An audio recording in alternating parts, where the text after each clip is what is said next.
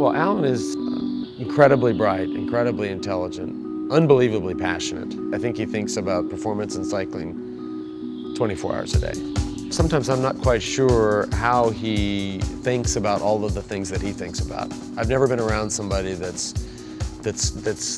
their mind and their creativity, I should say, it's constantly in motion.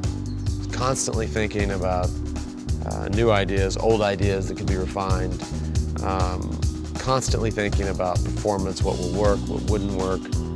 You know, and to be honest, some of it's a little crazy. I mean, you'll roll something out and say, no, Alan, no, there's no way I'm gonna do that.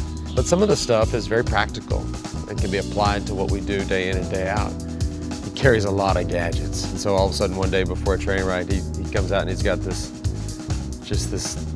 big roll of string. So, well, you know, what's up with the string?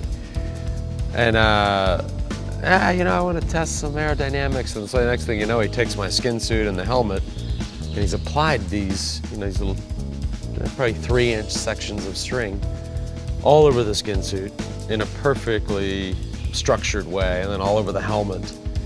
And then I just went out and did my workout, which we filmed. So, you know, you can really go back and look at each of those strings, or the groups of strings, and find out where that air gets dirty.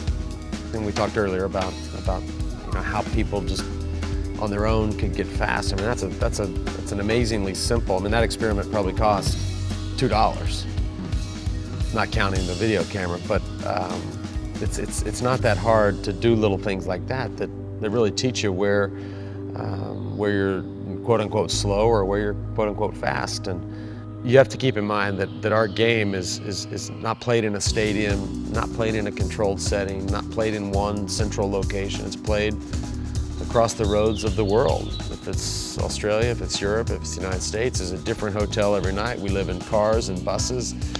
So you have to find these things that can be put in place in challenging circumstances sometimes. So, you know, Alan's mind is constantly turning, and his big deal too is the hydration side of things, which I think he's